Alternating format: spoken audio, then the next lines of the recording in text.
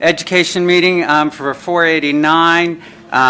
Thank you for coming. We're going to start with the approval of the agenda. Mr. Chairman? Yes? So moved. All right, I have a motion. Do I have a second? A second. Okay, I have a motion and a second. Any discussion? All right, I'll ask for a vote. All those in favor of approving the agenda, vote yes? Yes. Yes. All those opposed, vote no. All right, so it passes. And so tonight, I am going to ask Board Member Ruth Reuter if you'll read our mission statement. Yes, sir. Let me get that.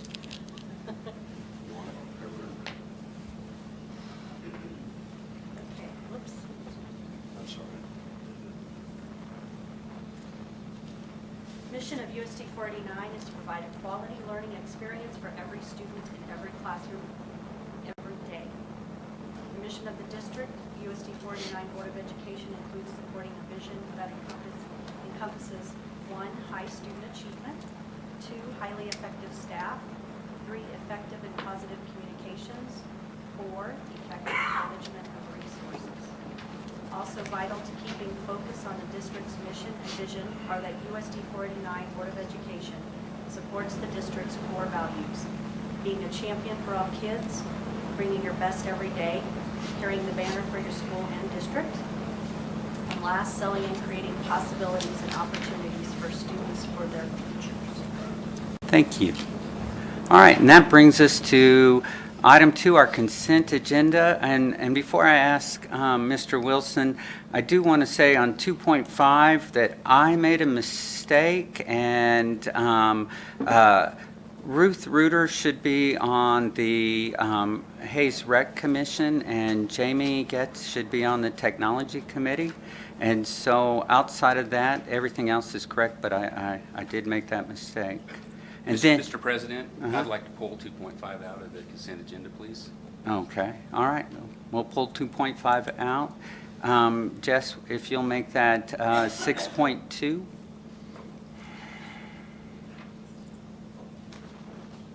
All right, and then on the consent agenda, Mr. Wilson, do you have anything else? Yeah, what you're going to find is the board meeting minutes that were from the last meeting. You'll find ECC Director's report that Donna has completed. There is a grant, Kansas Early Head Start grant application, as well as a home visitation grant. And it's just part of the process that is required that the board receives that information and approves them on the agenda. Board committee appointments, of course, has been pulled out. Site council minutes from Hayes Middle School. Of course, your financials. I don't know, Chris, is there anything specific? And personnel transactions, which we're fairly light on personnel transactions this month, or this meeting. All right. All right. Do I have a motion to approve our consent agenda? I so move. All right, I have a motion and a second. Any further discussion? All right. All those in favor vote yes? Yes. Yes. Yes. All those opposed vote no. All right. All right, our consent agenda passes. And so that brings us to item 3, public forum. Do I have anybody wishing to speak tonight? Okay, then we will move on to section 4, presentations. Okay, we got some buds in the house tonight. This is going to be fun. I've had the opportunity to see these guys in action. It's a collaboration project that was started in Mrs. Walmser's classroom, along with the high school teachers, Mrs. Wren and Mrs. Ackerman. And so it looks like we even have some real-life participants who are going to speak tonight. So take it away. Okay. Thank you for having us this evening. I'm Heidi Wanser. I'm a kindergarten teacher at Roosevelt. I'm Kelly Ackerman. I'm one of the collab English teachers at Hayes High for sophomores. And I'm Lisa Renz, and I collab with Kelly for our sophomore English 2 class. And this is? Harley, And this is? Kaden, And this is? And all three of them participate in our project. In this, I need to give you a little bit of background on this. In the spring of 2023, I took a class for recertification. Something in that class got me to thinking, and I can't recall if it was a discussion question or a passage, but I began to wonder what I could do to make writing in kindergarten a little less difficult, because it is just that for 5- and 6-year-olds, very difficult. During this past summer, an idea sparked, and I visited with Lisa about it. She agreed to this crazy idea and mentioned that Kelly Ackerman was a co-teacher in the class. Great. That means 4 adults in this class because of my classroom aide, who, thank you for allowing aides in our classrooms. I think every class could benefit from a classroom aide. But that gave us 4 adults in the class, and we fully believe that we could make this work. So with knowing that the 4 adults would be present, I knew this would be manageable, and I went to my principal, Mrs. Schrammick, and told her my crazy idea, and she said, I want teachers to believe that they have a say in their teaching, so go for it. Then the ideas began to roll in, and the 3 of us met to decide how we wanted this to look. I asked Lisa and Kelly if they thought that the high schoolers would want to get matching shirts with my kids, and they said, I'm not sure they'll want to do that, but we'll ask. I asked if they would be willing to do recess with the kids, and they said, we will ask, but I'm not sure they will. And I then told them I'd love to do a beginning project, a reverse trick or treat. I had done that one other time with kindergarten kids, and we decided that they would ask. So they checked, they polled their class, and they were on board with all 3 questions. What? High schoolers said yes to these 3 crazy ideas. Great, here we go. I contacted a couple friends who own iSmile in Hayes about potentially sponsoring the t-shirts for this project, and they were 100% on board. I contacted Via Christie about the reverse trick or treat, and they were also on board. I asked another friend if she had any connections to anyone with cinch bags. Thank you to Hayes Convention and Visitors Bureau for the donation of the bags. We used those to go back and forth from each school, and we utilized the bags for the reverse trick-or-treat activity. The 3 of us were getting very excited about this and how accommodating our community is when it comes to the education of our students. October came, and we put our shirts on, and we headed to Via Christie, and we met our buds for the first time. They paired up, and off they went. Our writing day came in October, and we met at Roosevelt. The kids ate lunch together, wrote together, and had recess.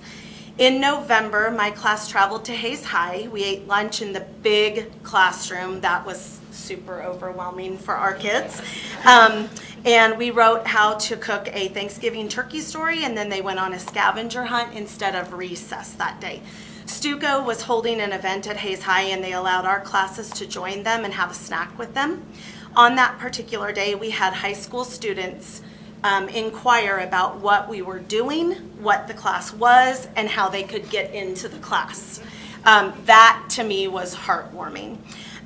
December was a Roosevelt Day, and we invited Mr. Wilson and Mrs. Dinkle, and we want to thank them for attending. We let them mill around and talk to the kiddos because this is more the students' project than it is ours.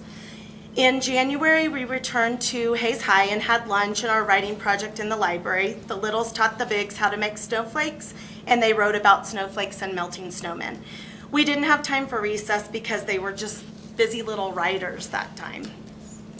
February was a Roosevelt Day, and we completed 2 cool projects. One was an I Love writing, and the other was a torn paper heart project with I Love You to Pieces because, and that is one of them that's being shown right now. They worked so well together and completed both projects, so we went out for recess together. Thank goodness for mild Kansas weather. We will be writing step-by-step instructions in March for pizza making, and then we will be utilizing the Hayes High Culinary Kitchen. That's what it's called, right? Thank you, Mrs. Lindenberger, for that in April to make our own pizzas for our wrap-up activity. We also want to thank Auto World for helping with that event. When I tell you the community has been amazing with this project, they truly have. I know without a doubt our last day together will be a tough one. Each side of this project has benefited in different ways. This activity will be hard to beat ever. The other 3 kindergarten classes are out at recess when we meet at Roosevelt, and the bigs have no problem playing with any of the kindergartners at recess. Honestly, the whole thing is wonderful, but recess brings out the best. We get to kind of listen to the kids talk. The bigs talk to the littles talk to the bigs. I have to tell this story. The very first time that we went to recess, we have this spinny thing at Roosevelt, and we don't lift the kids up to it, but we told the bigs they can lift them up if they want to. And these kids will make wonderful parents someday because they lifted them up and then they did this the whole time. No, I think you better get down. I think you better get down. This is not okay. Yes, I don't think this is okay. And then they would go and play. It was just amazing. The bigs swing with them, play soccer with them, lift them up to equipment they can't always reach. They climb high on the equipment with them. They don't just stand around. They completely engage with our kids. They become and are allowed to be kids again.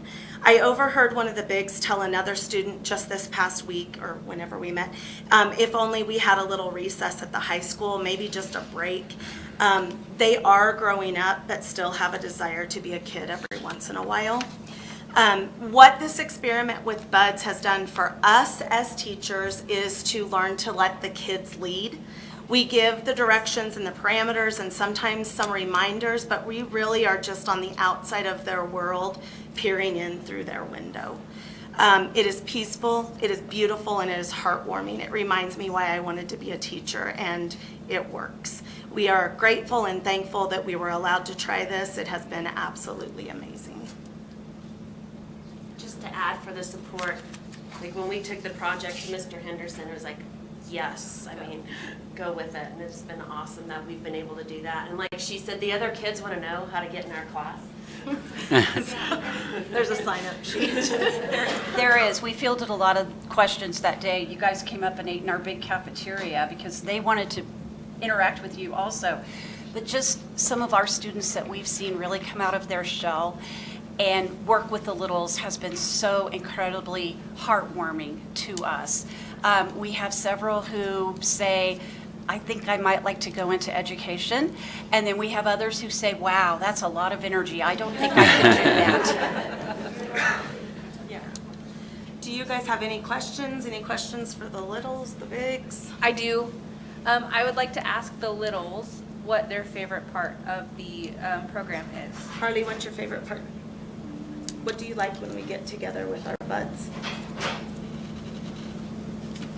Do you like eating with them? Do you like riding with them? Do you like recess?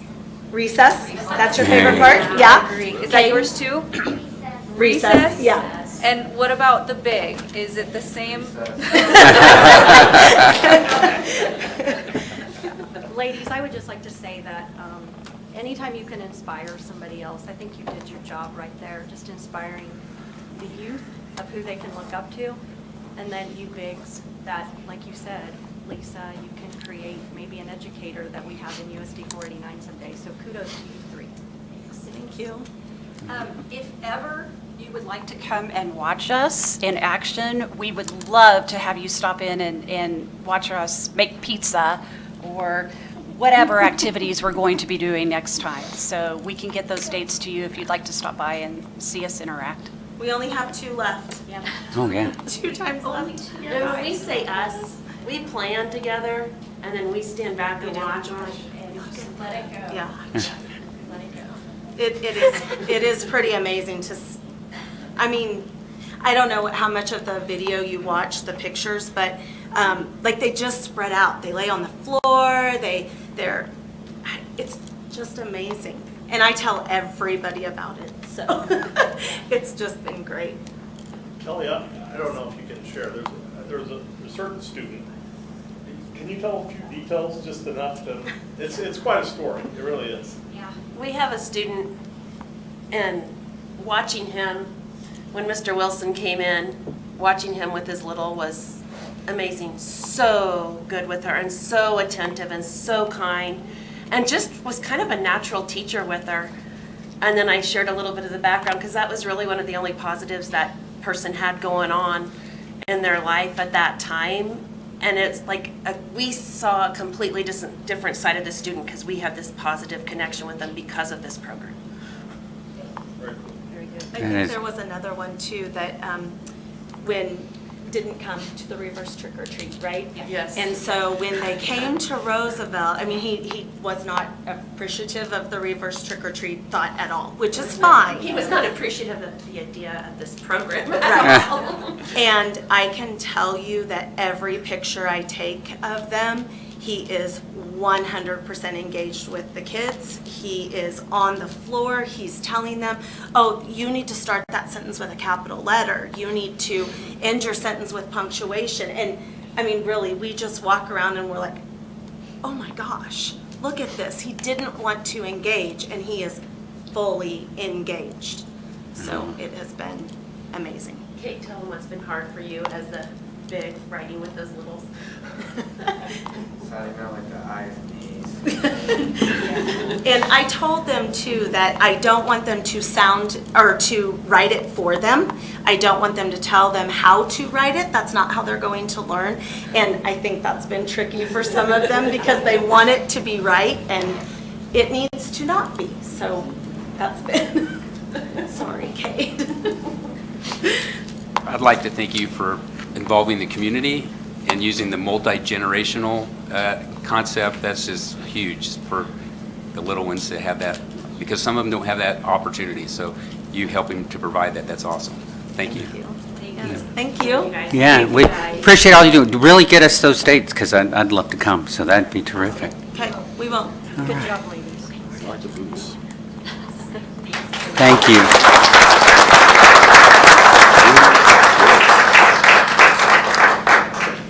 All right, so that brings us to item 5 and 5.1, the superintendent's report. Mr. Wilson? Okay, I'll run through some things. First of all, we got the bond update. Once again, at Hayes High, things are drying out, so they're continuing the soil stabilization for the site, continuing work on footings. They're actually been installing some fire protection water lines, some domestic water lines, and just working on trying to get those roads built up as we start to be hauling in a lot of stuff. Roosevelt, once again, we're finishing ceiling tile, some framing on the exterior, some precast joint. They're sealing up those precast joints, setting some bathroom fixtures, installing wall coverings, and installing some epoxy flooring. So some really good progress is being made. I did want to highlight the picture, and I get a lot of pictures about the bond. I would try to share them with the board, but I think if we could title this picture, I love this picture because what you have there is that's some students looking out what is now the temporary library, and it's the best viewing area of the construction going on. It's really the only place that you can really see really in-depth construction taking place. And I love that because I think, and there's something that's being said or has been said about our students can only start to experience excitement for their futures as soon as we choose to start creating environments that allow them to do so. And I think sometimes that what this picture does is it perfectly sums up what school bonds are about and why they are necessary. Because in that picture you have a bunch of, and this is according to Mrs. Callahan, the librarian there at Roosevelt, she says that is the highlight of coming to the library. It's not necessarily checking out books. It's getting the viewing of the construction. And what you have there is a bunch of kids who someday are going to talk about, hey, I remember when that was built. I was like in 3rd grade or 4th grade or whatever grade they are, and they're going to talk about that. And the thing is not to forget, hopefully all, but some of them will probably raise families, and their kids will go to this school, and they'll talk to their kids, and they'll talk about when they were in Roosevelt and that was built. So I wanted to share that picture. I know we share a lot of pictures about the building progress, but I think to me that's the perfect bond picture right there, because that tells a story, and a great story. So I wanted to share that with the board this evening. I wanted to follow up. We have a Food for Kids program, and we're starting this Food for Kids program back up. It was kind of stalled for a little while. And this is where we do the weekend snack packs for children that are food insecure. Wanted to give a shout out to the Women Who Lead and the Community Assistance Center. They have both provided generous donations to get this project back up on its feet and going, and they have done some funding previously, so we're excited to get that going. Also a shout out to our West Side students, as they will be helping pack those bags that will be sent home with students at ECC. Also wanted to update the board on 13th Street project. We've talked a lot about this those of you who were previously on the board.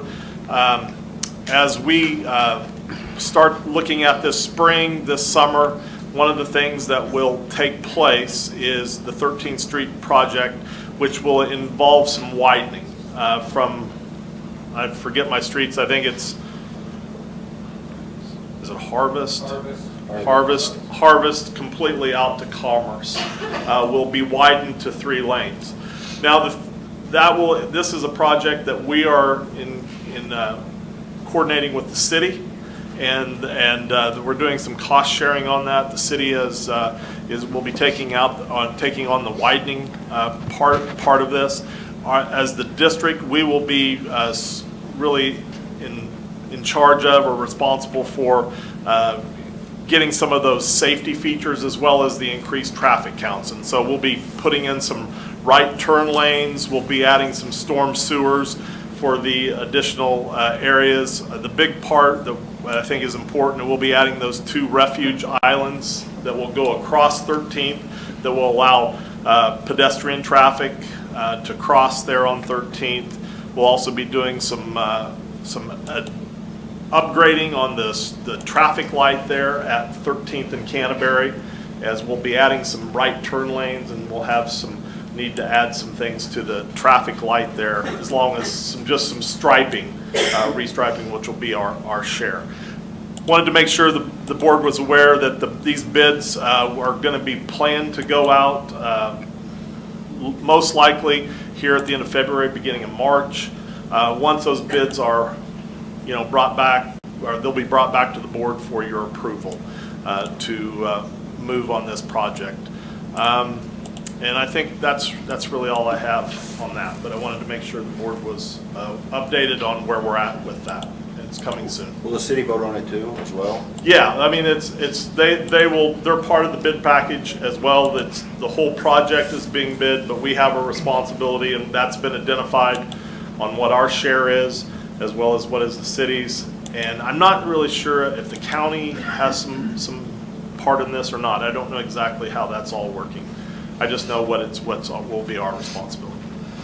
So After Hayes High, so we're coming from 13th to Hayes High, or from Canterbury to Hayes High. Past Hayes High to Commerce, is there anything being done that way with that road? It's going past the church? yeah, it'll be widened. That'll be widened to all the 3 way to lanes. Commerce? Yeah. That's all will be done with that. There won't be any right turn lanes or anything put in, but there'll We're be a gonna widen lane that out added. that way too? Yeah. Okay. Tonight, I also wanted to share that the Kansas Teacher Retention Survey, I've talked about this at the last board meeting with the board, in terms of we had a pretty good percentage, just almost 50% of our staff participated in this survey.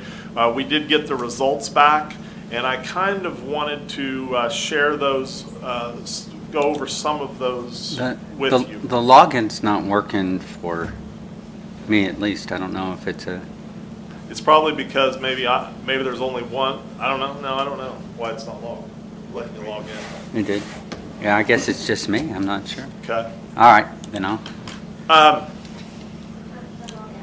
Yeah, log out and I'll connect here.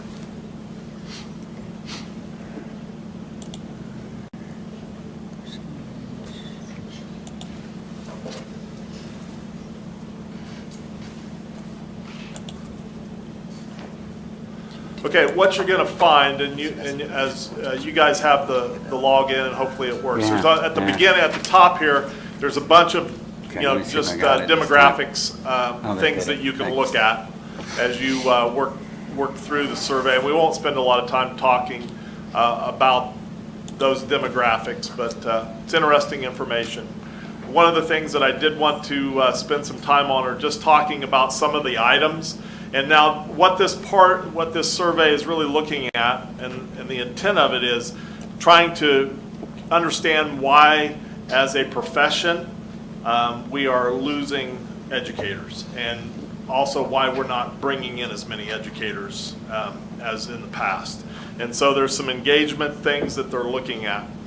I wanted to share some of these as we go through this. I think some of this is good stuff. You have to also understand this is just one sampling. This is not every educator in our district. This was approximately half of our teaching staff.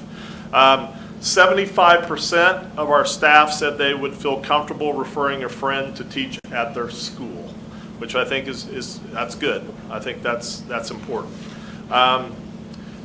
93% of our staff says I have someone who cares about me as a person at my school, which I think is awesome.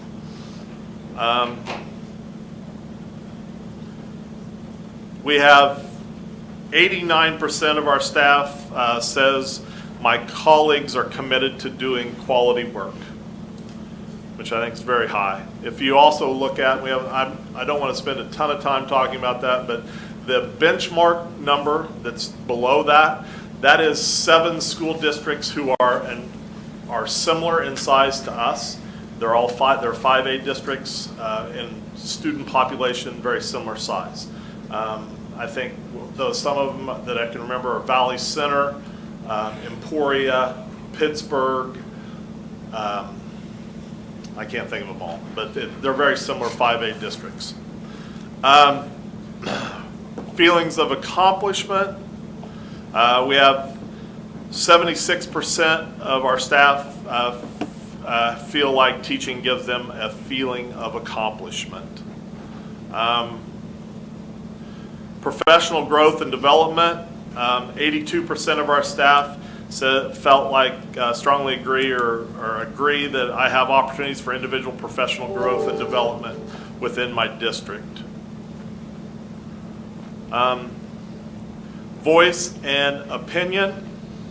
We have 58% of our teachers feel like their voice and opinion are valued. Now also just understand that gray area in between, that's 23, they're just kind of remain neutral. They didn't either agree or disagree. So that's a fairly large percentage on that one. Feedback from administration. We have 61% of our teachers in the last month felt like they have received feedback from their administrator. School pride. 86% of our teachers felt like they were proud to work at their school. Motivation to contribute. Teachers, 73% of our teachers said I'm motivated to contribute more than what is expected of me at school. Expectations, we had 90% of our teachers said they know what is expected of them as teachers in our district. And overall, the overall satisfaction, we're at 66%, which we always would wish that were a little higher, but if you look at the state average as well as the benchmark average, we are above that. There's factors that factor into that engagement. When you look at district office staff support, we have 69% of our staff felt like the responsiveness and support of the district of the office staff are very good at 69%, and that was higher than the benchmark in the state. Parent support and involvement.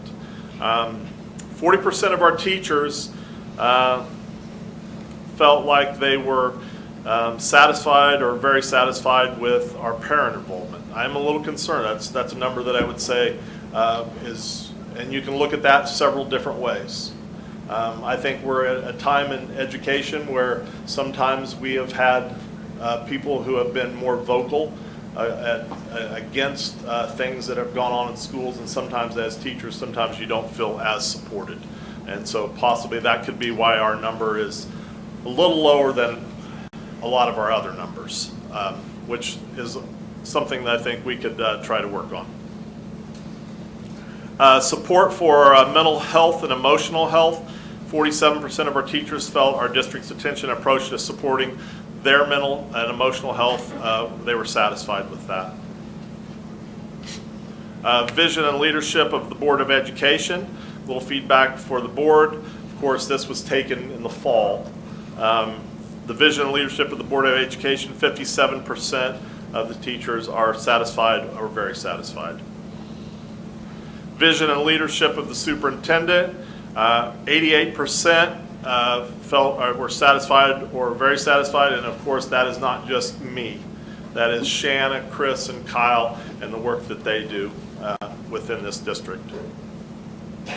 Planning time. 55% of our teachers are satisfied with the amount of plan time that they're provided. School safety. We have 75% of our staff are satisfied with the level of safety for themselves and their students. Substitute teacher availability. I was actually a little surprised about this. I thought we'd be a little lower than this. 65% of our teachers were satisfied or very satisfied with the having substitute teachers available, because I think that's something I feel like we struggle with.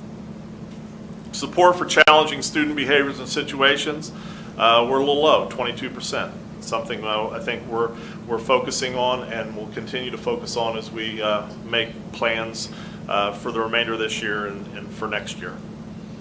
Support for social emotional needs, 53% of our staff support for their school district has a place to meet has in place to meet student emotional needs, and we're excited about that, but it's something we're always going to continually work on as we hope to get that number higher.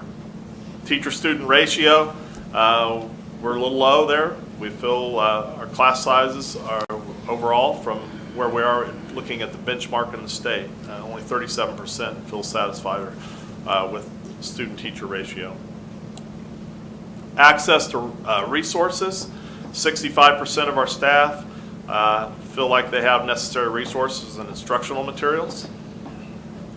Quality of student technology, 83% of our staff are satisfied with the hardware and software that they're provided to work with students in the classroom.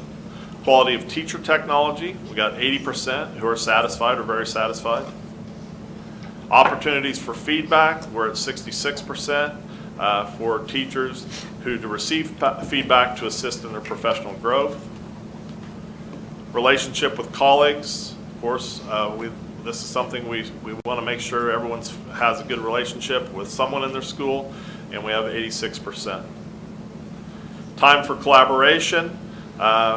Collaboration time to work with teacher teams, which are with maybe they're a member of a department at grade level, middle school interdisciplinary team, professional learning communities, 42%.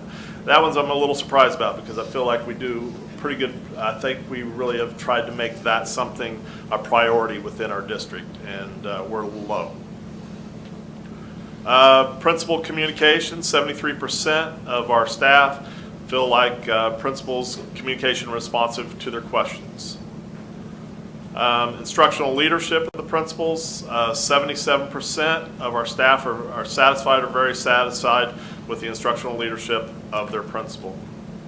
Principals' effectiveness, we're at 76% of our staff are satisfied or very satisfied. But you also, I'll say, if you look at to the left, we're just very few in that brown, very few. Relationship with the principal, 84%. Are satisfied, very satisfied with their relationship with the principal. Support for student discipline, 54%. That support they receive from the principal specific to student discipline, 54%. And we're a little lower than the benchmark or the state. And it's something we'll try to hopefully figure out what we can do to improve that. Tuition reimbursement, we're at 40% who are satisfied with or similar incentives to advance your education, which I'm glad to see that because I think our district is unique in that what we do for those who are choosing to receive help with their masters. And we do that within our district. Current salary, 42% of our teachers are satisfied or very satisfied with their current salary. Days of leave, 53% feel like their total number of leave days are adequate. Future salary growth, 33% feel like their salary growth potential in the future, they're satisfied with that, which is above the other two. Health insurance benefits, the quality and cost of health insurance benefits offered to them. We have 36% who are satisfied or very satisfied. And we've worked really hard on insurance, health insurance over the last several years. Professional development days and opportunities, 57% of our staff are satisfied, very satisfied. Supplemental opportunities and contracts, 75% feel like there's a lot of availability of supplemental contracts in terms of sport, sponsoring clubs, coaching sports, serving as department chairs, which is pretty high.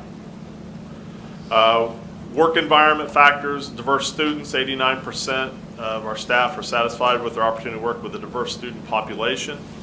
We have 98% who like the location of the district where we're at, which is great. Reputation of the district, I think this is important. And we have 86% of our staff who are very satisfied with the district and proud of it. Size of the district, 88% like the district that they're in. And their view of teaching by society, and this is one probably is probably the biggest, where they feel like what society is viewing the teaching profession. 8% of our staff felt like society is not viewing teaching as a positive thing, which is really that's kind of rough to think that our teachers feel that way, because and I think some of that has to do with the last several years of things that we've had to deal with in education and work through, and sometimes as teachers they're not feeling as supported as they have. Of course, we're looking at retention factors, retiring within 3 years. I think this is good news. We only have about 10% who are more likely or very likely to retire. So it's a fairly small number. If you look at the number to the left, we should be good in having retirements. Leaving public education, once again, fairly small number. I think that's good. Plan to teach in another district, almost nil, 1% is, I mentioned that. And this is also interesting, pursuing educational administration. We only have 7% of teaching staff who are even considering that. And I would say this is a teacher retention survey, but as much as is an administrative retention survey as well, because those are the factors that also play into being an administrator. Because it's a profession that you sometimes become a little bit of the target for things that go wrong.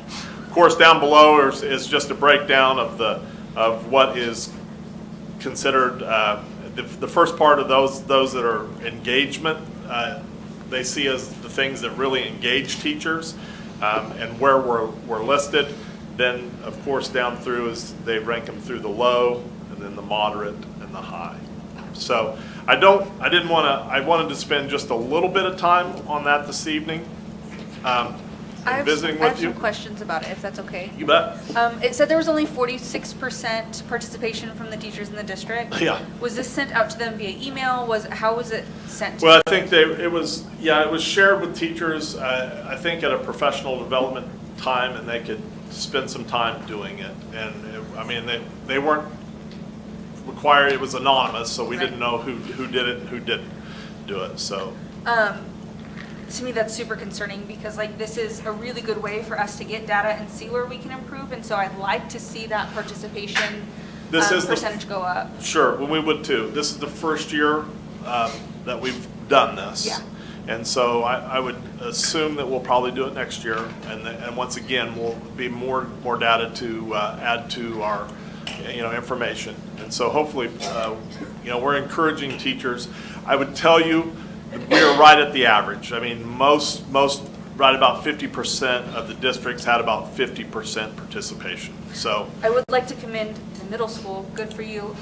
If you look at the participant profile, it said the Hayes District had about 40% participation or representation as opposed to the state and the benchmark, which had way less. So, I mean, that's good for because them. Tall Mowers is the meanest principal He around. really is. I probably told them it was not optional. I do have a question as well. I am a little concerned about the 8%, the view of teaching by society, right? And then the 22% believe that they have adequate support for challenging behaviors in the classroom. Sure. Now, don't get me wrong, I absolutely think that those two measures are probably related, as the view of teaching by society really does impact how children view their teachers and how they act inside of the classroom. What can we do as a school board and as administration to help? Well, what you can do as a school board, and I think the thing is, I would tell you is that we are having conversations, we've had conversations, and the administration can nod their head because we spent all last week trying to figure out some things that we can do to short term, how we can add support, and then also looking at what we can do long term. So anytime we bring things to you is support the recommendations that are being brought to you, I think would be the important thing. Thank you. And I would like to go back to the bond portion, Ron. Okay. In recognition of these results. So I got to tour Roosevelt and Hayes High with Ron a couple of weeks ago. And those of you citizens of Hayes that have not even driven by, please experience that. I was at Roosevelt in 1980 and was educated in the trailer at the back of it. So just seeing the growth that Roosevelt is becoming, the safety. I was really impressed with the safety of the gym. So our kids won't be in the basement part with fifth graders in the hallway, and still is that way. So as a parent, that was real eye-opening to me again with the safety of that. Those of you that attended Hayes High or attend Hayes High now as your kids. So my father was educated in this building, and just watching the development grow of those people who voted for the bond then and those who voted for the bond now. Thank you, thank you, thank you. When Ron took us out on that tour the other day, and you're looking at the dirt, but then he said, someday we hope to have our graduation out here. And that just made my heart happy that, thank God for Fort Hays State University, but to have it in our own building is so cool. And I pictured our football team out on our field and thought how cool. And how many kids have even said, I love the Tiger that we play on, but I would love to see the Arrowhead that we get to represent at our high school, and people come to our community. So those of you that have not experienced that yet, please drive by, please stay in view of what's going on in our community and how great it is for our community. So thank you, Ron, for taking me out. You bet. And once again, that invitation is always standing. So if anyone wants to get a tour, just let me know and we'll get it scheduled.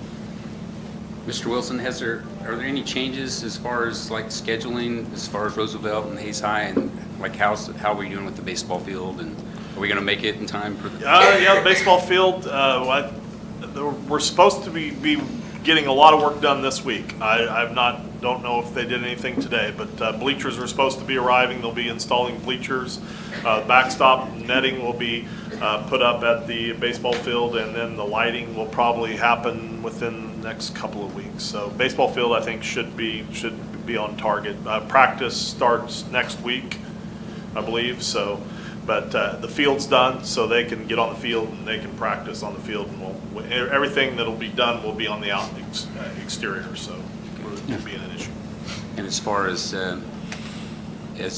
Roosevelt and the schedule of classes and things, it's going to be what's happening after spring break? Is there going to be movement or people? Yeah, there'll be some movement. Done? We'll be moving the office. That'll probably be the biggest move that happens during after spring break, and we're still they'll be moving into part of the building that's been kind of renovated, and they'll be there temporarily until the end of the year. And do the parents know that these changes are coming, or will they be, or? Yeah, I think they'll be aware of that. Yeah, we'll make sure we tell parents. We won't make them figure it out on their own. Yeah. And then what about the other classes? Is that any change, or do we still have that all the way till December, or is none of that's changing? The classrooms? Yes, and the mobiles and things like that. Oh, yeah, we're working on that. We're working on the scheduling now. We're just trying to figure out what can be finished by the end of the summer, and then what will be available that maybe we can move some classrooms, but we're still up in the air as to what that'll be. As far as the retention, sorry. Oh, yeah, if I could finish, I Sure. think I know what your question is going to be. There is a teacher retention summit on March 4th, 1 to 4:30, and we would like to bring a team. Of course, that team will be the superintendents, and then talk to the HNEA, and they'll be providing one of their negotiations team member to come along. Would like to include one board member. I know, Alan, you had talked about that wanting to be that. If you'd like to be that board member. Yes, and we might be able to add more if they might be able to request that, or yeah, do another team. Now, space is limited, and that's what Brett said. He just wants to make sure we have enough space. So he's kind of given 4 to 6, and that's what our district can bring. And every district can bring 4 to 6. So you have plans to take at least 6? Yeah. Well, if you look at that list, that will be I'll be kicking one of the superintendents out. So I'll have to draw straws. Okay. And I'd like to say on this retention that, I mean, when you look at it, the numbers really are great. I mean, there's some negatives Yeah. there, but the whole overall is positive. I think we're doing a good job with our teachers wanting to stay, and I'm glad to hear that, because I think the world of our teachers that we have, and that is our goal here with the board, is to keep them coming back. I think the thing is with surveys, you also have to understand, we didn't get every person to give their opinion, which we would love to have everyone's opinion, but we didn't. So that also can skew things. Also understand, and we use this sometimes with state assessments, it is just one sample of one day and what they were feeling at that time. And just much like when you take a kid takes a state assessment, it's where their brain is at that time. So sometimes you have to take it with a little grain of salt and understand, but it always gives us some information that we can look at and be honest about. That those are things that maybe there's some things that we could look to address and do better at, and also celebrate some of the things that we feel like were good responses. But also understand that there's other factors that doesn't necessarily make it all encompassing for everything.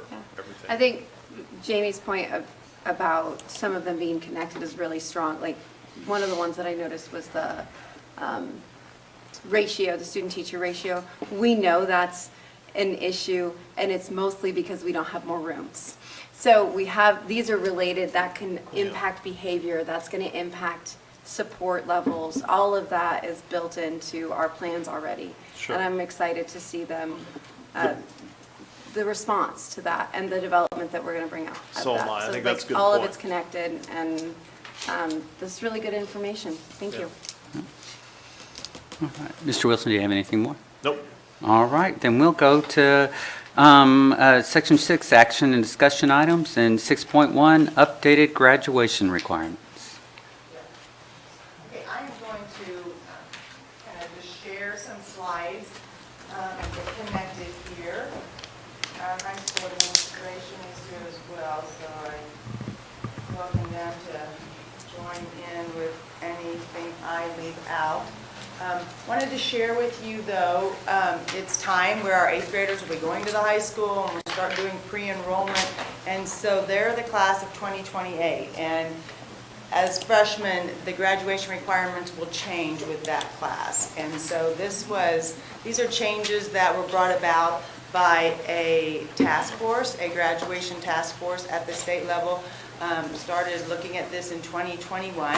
Wanted to just go through what the requirements were to make sure that if any revisions needed to be made, they would look at that to make sure that we meet the needs of students in the 21st century. As a district, our goal is for successful high school graduates. So we wanted to share with you what the graduation requirements are, and then also what policies, board policies we have that it impacts. And then we'll take a look at those and we'll bring those back to you next meeting for approval. As we go through the slide, if you look on the left side, something to know. As a district now, we issue a 25 credit diploma, so that's 4 more than what the state requires. The state requires 21, that's the minimum. But we also have a 21 credit option for students who are at risk, or they get to their senior year and 4 electives are keeping them from graduating. Then if they've met all the requirements of the state, they can graduate with the 21. And that mostly came into play years ago with the Learning Center, some of the most at-risk students getting off track to graduate. So just that exists now, and that is not necessarily uncommon, but just to make sure that everyone understands that. And then on the right-hand side, post-secondary success is a word we use a lot. So I just wanted to make sure that we all understand when we talk about post-secondary success, graduation's not the finish line. Like, we need the state of Kansas, economically, jobs, we need 70 to 75% of students who graduate need to have some post-secondary, we're measured by whether they are in a 4-year college for 2 years, get some certification program, those types of things. So just to remind you about post-secondary success, and that's a measure that's looked at the state level for each district and high school across the state. And then you'll see individual plan of study, or IPS. We use that term a lot. It really is 2 things. It's the product, like a student uses their IPS to help navigate their classes and their coursework, but it's also the process we use to help guide them, and it's really a collaboration. We work with the student, staff members, and the family. The student-led conferences at the high school, a lot of that conversation and conference goes back to that IPS, individual plan of study. Any questions about any of that? Okay.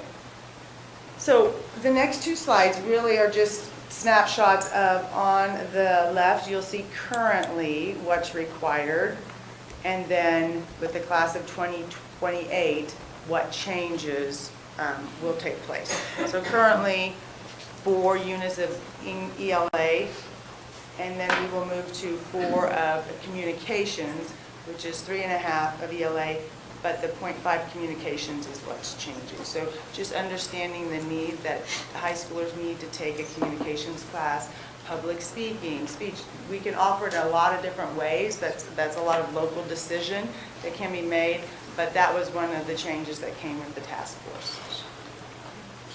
So the communications is probably gonna happen that senior year, would you assume? It can, or we could take 4, they could take 4 units of ELA and then communications in addition to that. I know those are some of the things that you're looking at the high school, right? Logistically, what would work best? But isn't it currently English 1, freshman level, and sophomores English 2, is that not correct? Mm-hmm. But they could still take English 1, 2, 3, 4, and then communications on top of that. So really like 4.5, but at a minimum, they only need 3.5 of ELA, so a semester of maybe their senior year, and then they could take communications to fulfill that second semester. So we would only so if they wanted to take communications their sophomore year, we'd only hold them accountable to half of their sophomore English class? It's cumulative. I mean, you have the flexibility if you're gonna set it to 4. Yeah, the menu expands as they get Yeah. to the senior level. So it's more likely at senior level, they'll take half a senior English. Yeah, because even like the state standards is not in 10th grade, they take the state assessment. So we would want everyone to take a full freshman English, a full sophomore English. It's just more as they get into that upperclassmen, like Mr. Henderson said, that buffet just opens up a little bit. So would I. Yes. And then currently for the history, government and social studies, there's 3 credits and then 1 of fine arts. they have consolidated those, and it's called Society and Humanities. And so it's still 4 credits, so really there's not a change there. That stays the same, other than just the broader topic. Do they define their fine arts like we do, or is it the same, or Yeah, same class? Or yeah, what's eligible for that, yeah. And then currently, we have 3 units of science and 3 of math. And you can see I had USD 489 and Kansas. So with a 21 credit, still is 3 science, 3 math, and then our local 25 is 3 as well. So that's changing in that they're adding a STEM elective, and they're looking at it as a STEM unit, 7 units, 7 credits of what they're calling STEM, which would be the 3 science, 3 math, and then a STEM elective. And every week we have a Zoom with the Kansas State Department of Ed, and they're scrubbing through this, and they're redefining, and they're trying to give guidance. So right now, a STEM elective would be a non-entry level course in those areas right there. So we have some flexibility with that. Would concurrent credit classes count for that as well? As far as I understand, yes. None of that's really changing as far as how it can count for both, yeah. Okay, and then down below, we have PE Health. Currently, both the 25 and 21 credit requires that. Practical Arts is one of those that we as a district, for the 25 credit diploma, students have to take. Computer Technology is another one that we require for the 25 credit. And then when it comes to electives currently, to get the 25 credit diploma, there are 8, whereas the 21 minimum is 6. And so when we look over at what's changing, is they're looking at all those as employability and life skills. And so for the minimum 21, 6 will be required. A semester of PE, a semester of health, and then the financial literacy, a semester of that. That's an addition, that's going to be required for all students at some point. And then for the 21 state minimum, it's 4.5 electives that align to their individual plan of study. So they're kind of looking at those electives, leveraging what they feel like their post-secondary plan would be as to what electives would be most appropriate. So then that's the 21. We would ask as a district for the 25 for an additional 4 credits, which would make really the IPS electives 8.5. So that's 25. Those are the 4 additional ones. And Shannon, do we have educators to fulfill that obligation there right now? And that's really why a lot's changing at the state, because we're a fairly large district, but even think about small schools that maybe don't have that. So they're really trying to give us guidance on possibilities and allowances and what certification someone might need to be able to do that. So I feel like they're really listening and trying to make it where it's achievable by all. So yeah, we do. So electives are going to, the number of electives will stay the same as we currently have, or are we going to reduce some? Well, right now we have 8, Yep. and so it's 8.5 So will it actually increase? a semester. Because we will not, the computer technology and the practical arts, we aren't going to say you have to do those. We're just going to call them your IPS, whatever's best for that student. That's kind of where, those were additional ones that we were saying we were requiring. And so the IPSs are created with the student and their pride time teacher, or with the student and their counselor, or with the student and, I think both, but Yes. yeah. and do we have enough counselors to have a good relationship with the, because I know right now we have 3 for 1,000 students? Yeah, I mean, yeah, there are intentional conversations, yes, all the way across between counselor and then parents and students and all of those things, yes. To answer your question directly, I mean, we're always looking at our staff, what we can handle and how we can do it better. And the IPS process starts in middle school, really, with the interest inventory, and get started there as well. So we'll continue to look at that process. So those are the changes as far as requirements. Now, another thing that the task force is recommended and has been approved is students will need a minimum of 2, what we're calling post-secondary assets before graduating. So we will track these for each student, and we'll keep track of all of them beyond 2, but everyone who graduates will need at least 2, and these are some of them that have been decided. So again, the state's giving guidance. There's an FAQ that's updated daily, and so that will help us to know of all the possibilities. But these are just a few of the things that are possible when we talk about post-secondary assets. And Shannon, who are all of the individuals involved with the task force that you keep talking about? Well, it was at the state level. There were superintendents, principals, state board of ed members, local board of education members. There were some business leaders, some special education advisory councils. So they worked for a number of years. Yeah. And then made a recommendation to the state board of ed.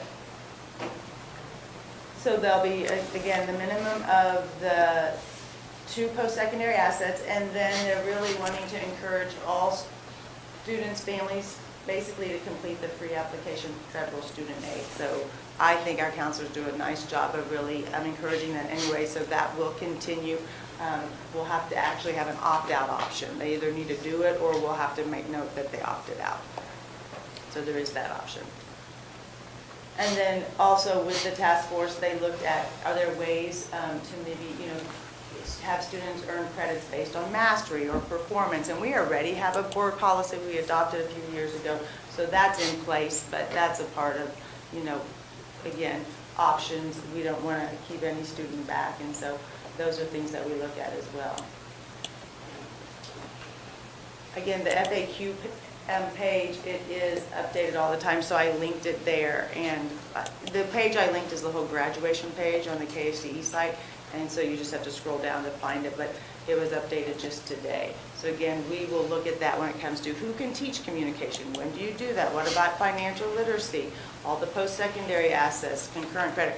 There are all kinds of FAQ questions there that the state is giving guidance on. So how does that impact policies then is we have a graduation policy, board policy IHF, and it lists our current requirements, and so we'll want to update that to match the new requirements. And then there's an early graduation policy too we're going to look at. But I guess before we go to those, there's been a lot of talk about how many credits does each district offer. So, one thing to decide is, are we going to stay with 25? But when we look at that, and I linked it there, there is a variety, 21, it looks like, again, being the state requirement, so you couldn't do less than 21. That is what everyone would need to at least do.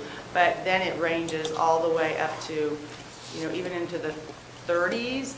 And again, that seems like a lot, but oftentimes they may be trimesters, and credits are earned a little bit different. But I did do an average of all of them, and 28.9 is the average, the number that most high schools do require for graduation. So it's our recommendation that we stay with the 25, but also know that we have that 21 credit option for on a case-by-case situation when it warrants that. Questions about any of that? How many, excuse me, how many students do we have that graduated semester because of either athletic responsibilities or military, or just because they want to graduate early? Do we have an average of 2 or 3 a year? Or? Yeah, so I'd say that it's a handful now. We even changed that and put it in our handbook that was an option. And those are intentional conversations with families. I think as you start to get to your senior year, we'll start to see some of that conversation happen, and parents and families making those decisions if that's what's best for them, whether it's military or athletics, or there's a lot of reasons that may happen. So we've been working on that for the last several years, actually. So they're able to graduate with the 21? They have that, or whatever credits they have? Yeah, generally it's the 25, but they will have 25 by December? They can, yeah.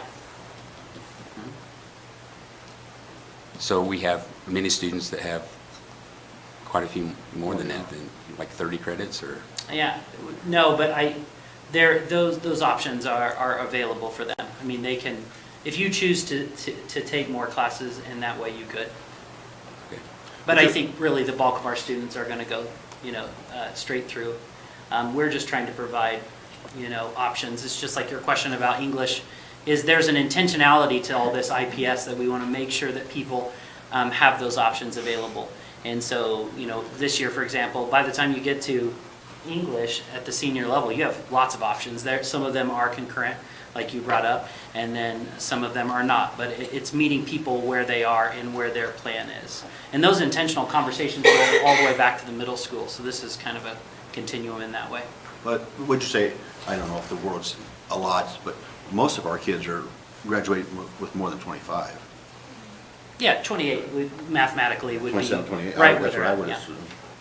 Yeah, and we're always working with kids on credit recovery, and we're trying to have that successful high school graduate. So some of it is making sure that you have what you need to fill in any holes that you may have, and we have programs that we have had doing those things, so.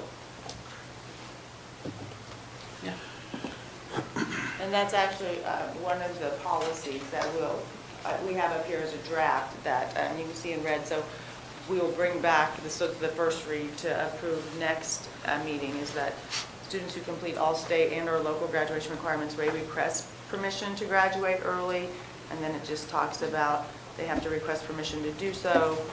Parents need to be part of the consultation. And again, we would review that post-secondary plan and individual plan of study to get what's best for the student.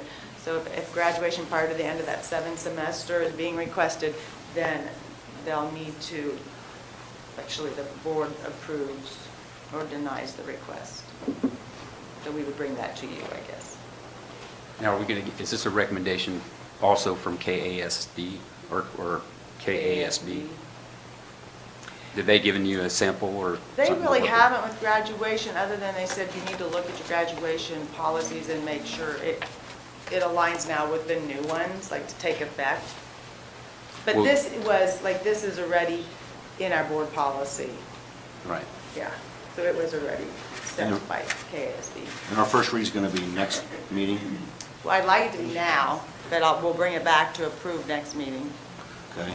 I would like to request a couple of things. I would like to see a syllabus of the financial literacy class, if I could. If you have that, do we have that? If we're going to approve this, there's no syllabus? I would like to know what those kids are going to learn if I'm approving that, no? So the financial literacy course is a brand new course to everybody in the state. It is a single course that every high school has to offer with this certain particular course code. It's not aligned to our current personal finance, econ, any of the courses that we currently offer. There's a task force also that has developed this course. What we could find for you would be the competencies that are to be taught, or that are suggested to be taught Are they at gonna this point in Are time. they going to let personal finance or anything comp out that, or you don't know? Say that again? Well, like personal finance or econ 1 or accounting, let them cancel that out? No. No, you're gonna It has to be on this top. specific course with this 22990 number. And so I believe it's linked on that graduation page. The Yeah, competencies for that course are So they're listed down right here, there. so- Okay. The business department and I looked over the course because we wanted to see whether we should continue to offer personal finance. One of the implications of this course being required is now that personal finance is no longer a .5 funded course for us, or for anybody for that matter. So we looked it over. We're going to continue to offer the personal finance course until we have this course fleshed out, and until we can figure out how we want to address and make sure that we still are offering the personal finance competencies along with the competencies of this required course, and make sure we're not duplicating. And this is all for incoming freshmen Mm-hmm. next year. And so when will this first financial literacy class be offered? Next year? No, we probably won't plan to teach it until their junior or senior year. That will give us time to develop the course and allow the state to really provide us some solid competencies and an outline for the course. And maybe consult with some other districts, collaborate with them to see how they're offering the course, and then also to determine where it best fits within a plan of study, Okay. which year a student should take it, which teacher should teach it, those kinds of things. And then my other request would be, I'd like to see or get a list of the STEM elective classes that will allow to count for that, if that's Okay. possible. Who we offer at Hayes High that allow that to count for kids, please? Yeah, we even have new classes that are being offered Yeah. next year. We've added quite a few, even Okay. in an alternating fashion, so that, again, going into what kids' IPS says, give them options on year A versus year B, and opening up that conversation. And we kind of use the word menu, but that's really what it ultimately becomes with a family sitting down to say, what is the best route for my Sure. student to take? But I'd be interested in Shannon- what classes we're going to allow to count for that. Correct me if I'm wrong, but I believe it's any fourth math, like beyond geometry, algebra 2. It would be any fourth science beyond biology and physical science. And then it could be CTE classes in STEM-related fields at the technical or application level. If I get, I just would like a list, please. Sure. Thank you. And I agree with Kurt as well on the financial literacy. As someone in banking, people today think because they logged into online banking, that's their financial literacy for the day. So knowing what those kids are going to be learning and educated on, even how to fill out a loan application, things like that, it'd be interesting to see what they're actually teaching them. So I think that'd be interesting to see. Thank you, guys. Well, we'll, like, again, as we develop it, because it wasn't something during your freshman year, so the link that had the FAQ, it takes you to this graduation page. This is the FAQ, and again, it changes the 19. But this is where we're getting our guidance, and so, like Becky was saying, Mrs. Hickert there, they do give us a little bit of a description right here as to what is to be involved in that course and who's qualified to teach it. And so as we continue to, develop that, we will make sure that we bring it back. What's the guidance on the timeline? Does it have that in there? Timeline. On how, I mean, are we supposed to have it as soon as next year, or could we have 2 or 3 years? We had to map it to our local courses this year, for this upcoming school year. But then we have until the class of 2028 graduates to implement the course. They have to take it as a graduation requirement. So this year's 8th graders must be through that course by the time they graduate. So as you're developing this curriculum, do you think it's going to be geared more towards junior, senior maturity level, or geared more towards freshman, sophomore? At the business departments, in my first glance, we felt like it was more a junior, senior course. That's kind of where our personal finance fits as well, because they have some experience with managing some money. By that point in time, they have jobs that makes the content applicable. I know in the past, their graduation requirements have kind of morphed over the last 20 years to include or not include econ, to include or not include other courses with financial literacy.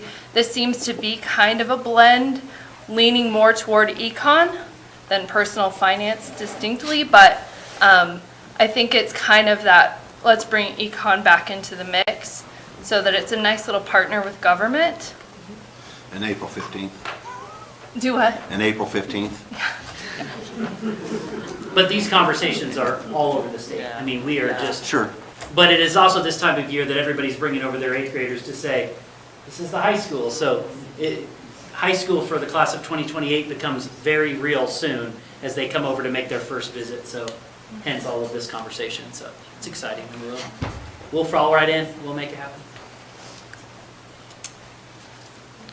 All right. Any other questions? We have one more board policy I want to go over, but the other one has to do with, the current policy has what we require now, and so we would want to update that. You can take a look at what the strikeouts are. Talks about the 25 credits, and then exceptions can be made based on their post-secondary plan, and it talks about what some of those exceptions are, where they could then be on the 21 credit diploma. And so this is what would change to be 25. We would be looking at these, which we just went over. So what's in red will replace what was above with what will be required, starting with the class of 2028.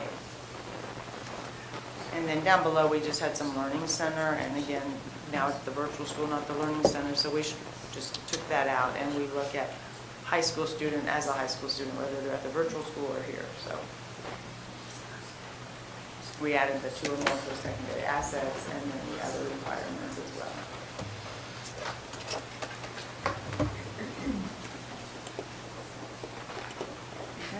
Okay, so I wanted to share those, and then if you think of anything that you want to see, we'll bring them back next time we meet on those 2 policies in particular. And then we'll continue to give you updates as all of this evolves. All right. Thank you. All right, then we will move to 6.2, which was taken from our consent agenda, the board committee appointments. And as I said, I did give Jess the wrong information. Jamie is to be in the technology committee, and Ruth is going to be on the Hayes Rec Commission board. And Alan, did you have any other questions? Could you just explain the process on how you came up with that? Because we didn't have any discussion on that as a board. No, and as far as that goes, these are appointed by the president, and we bring it to the board every year, which is what I'm doing here. Well, in the past, we haven't done it quite like that, especially like the negotiation, we would talk about it. We would talk about who can be on it. I would think you would say, do you want to be on this board or not? Have you talked to all the people? Alan, Ken actually contacted me and asked if, I'd reviewed them.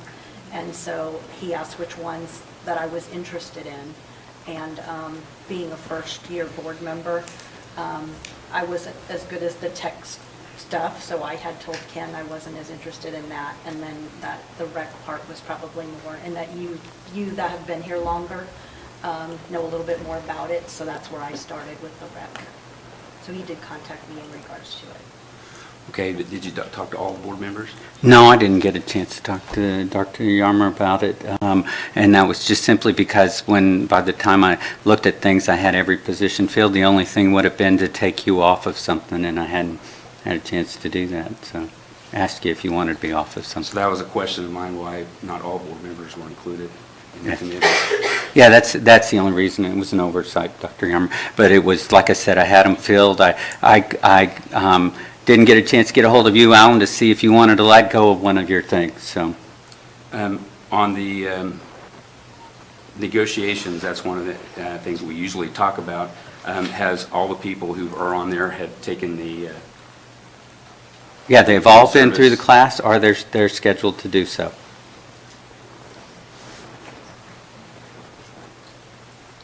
And correct me if I'm wrong, but this is actually just to replace previous appointments Yes. that we did discuss in open forum and had that because of the election being in the middle of the year. Right, the Hayes So Rec it's just a Board couple was, of things. the Hayes Rec Board, Craig Pallister was on, and the Tech Board was, Me. yeah, there you go, and you had been moved to early childhood because Lori. Lori had left that position, exactly. And so that's how all of that came about. As far as things go, my understanding is the tech committee hasn't met in quite a while, but they were waiting for this to be, for us to have somebody in the position, and they're going to be having a meeting here shortly.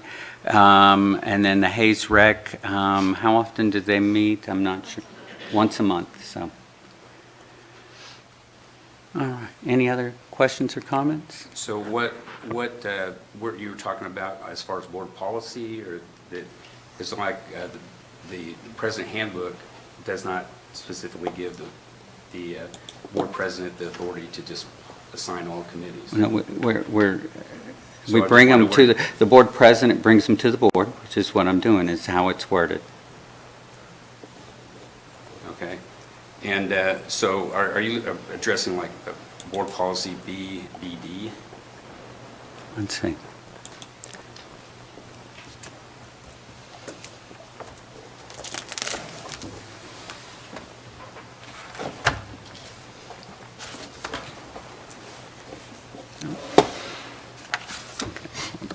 BBD number 2? possibly. I'm just looking at code BBD. Okay, here we go. BBD.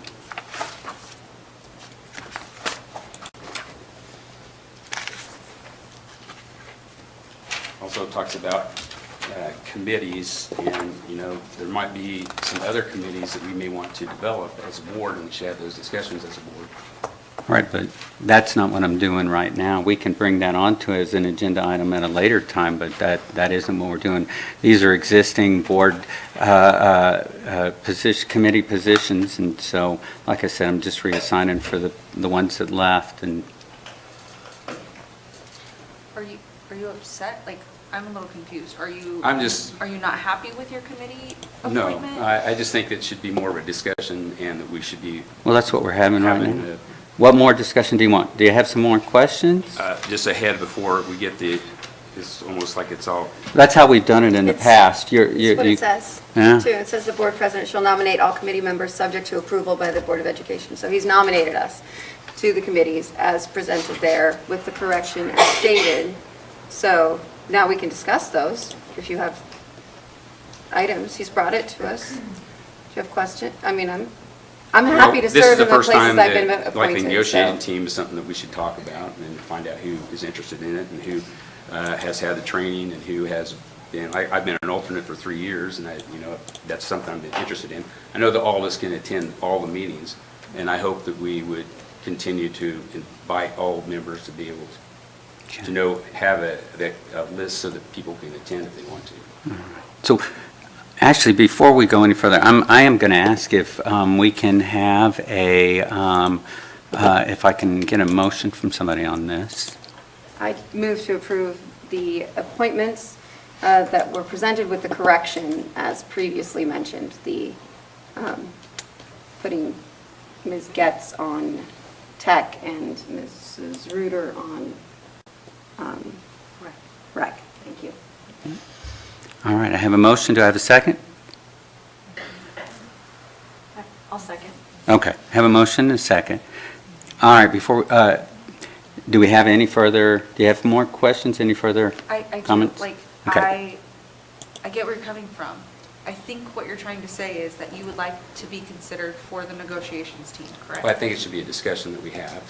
Also, that we have a board member that's not participating, and that we talk about more meetings. And Mr. Brooks said that or are you going to put that on the next agenda so we see about different committees that we think? Do you have Maybe we want a another bond committee? Maybe we want a finance committee, maybe we want, some other options that other districts have. I would say in the past, the board president asked, does anybody want to be on this committee? Does somebody want, and it was out in the open, and you would volunteer, and if we had more than one or two, then that was decided then. But it was, the last words I've been on, is anybody interested in fulfilling this spot? And it was out and opened out during the meeting. When I watched how we've done it previously, this is exactly, I'm not changing any way we've done it in the past, so. I will look at in the future changing that in a different way then. I'm open to talking about it in a work session, Alan, and seeing, kind of get a feel of what you're talking about and other things we could add as a committee. I'm more than willing to do that. I think it'd be easier in a work session to talk about. moving Whatever forward. works What for would the you- board. Yeah. I think it should be a board decision, a board Yeah. discussion, I agree. and have it so the community I agree. can see what we're doing. I agree. They should see us work. I agree. I would also like you to know that, like, he did reach out and ask, like, if I was okay with these, and I said yes, because I was. I didn't even notice that Mr. Yarmer was not on there, so I apologize. I did notice that. Well, like I said, I because of It happens. Open Meetings Act, I did notice only. that you were on two. I am curious, like, what is my responsibility from the committee to the board? Does that make sense? Like, am I supposed to bring information from the board to the committee or vice versa? Well, I will say this, in the past, there hasn't been a time for reports for these, and my intention is for us to change that. After y'all have had a chance to attend meetings, for us to let you have time to report what happened at these meetings. Mr. Chairman, but if I'm on a committee and there's something I would like to share, then I don't think, if they don't have anything to share, I don't think we ought to have them, Right. So if I serve on a committee and I got something that I thought was important to share with the bunch, then I think I'd just contact you and ask to be added to the agenda. so I'm not called on every time and I only speak once out of, you know, Thank you. that makes sense. Yeah, sure. Well, I appreciate that, and I understand that some of the board members were talked to, some weren't, and that's a concern that I have. All I right. think the assumption was that you were happy with your original appointments, and that's why he reached out to the new people to make sure we were okay with our new appointments. And I think from here out that was the discussion. But I understand, and I think that you're right, we should talk about it at a work session to see if we can add new committees and maybe if there's interest in others. Thank you. All right, so at this time, I'm going to go ahead, we do have a motion and a second, and I'm going to go ahead and call for a vote. All those in favor to approve it with the changes that we discussed, vote yes. Yes. Yes. All those opposed, vote no. All right, so we will move on from there we do have an executive session. And so before I make the motion to move into executive session, who all do we need in this executive session? We are going to be discussing building administrators' contracts. Myself, Shanna, Chris, and Bill. Okay. Okay. And can we have a 5 to 7 minute break prior to beginning the executive session, please, Mr. President? Yes, we can. Thank you. Will there be any action taken? Yes, we will be taking action afterward. So we will be coming back into public session. And so, so I'll make the motion that we move into executive session per for personnel matters for non-elected personnel in order to protect the privacy interests of identifiable individuals. But I think I'm calling the right one. And it'll be for how long do we need it? Let's go 15 minutes. 15 minutes, starting at 8:05. And the board, the administrators, and our board attorney will be present. May I have a second? Resume. Second. Open at 8:20. Yeah, I have a second. Yeah, we said 15 minutes. So, all right, so I have we have the motion and a second. All those in favor of going into executive session at 8:05, vote yes? Yes. Yes. All those, Kurt did. All those opposed, vote no. All right. All right, then we will take a 5-minute break. Didn't come up. Okay.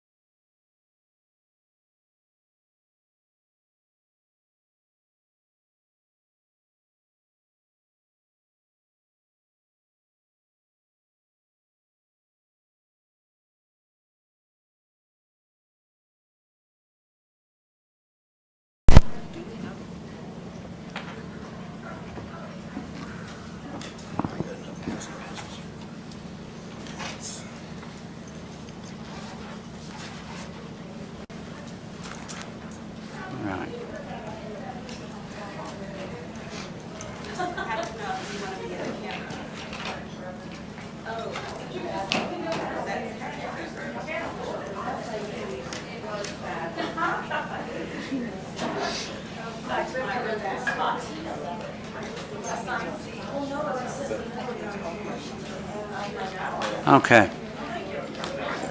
All right, so as we've moved back into public session, I'm going to ask if I can have a motion to approve administrator contracts, extensions.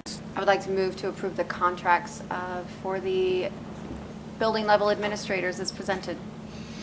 I second. All right, I have a motion and a second. Do we need any further discussion? All right, hearing none, I'm calling for a vote. All those in favor vote yes? Yes. Yes. All those opposed vote no. All right, hearing no votes, it passes, and that brings us to the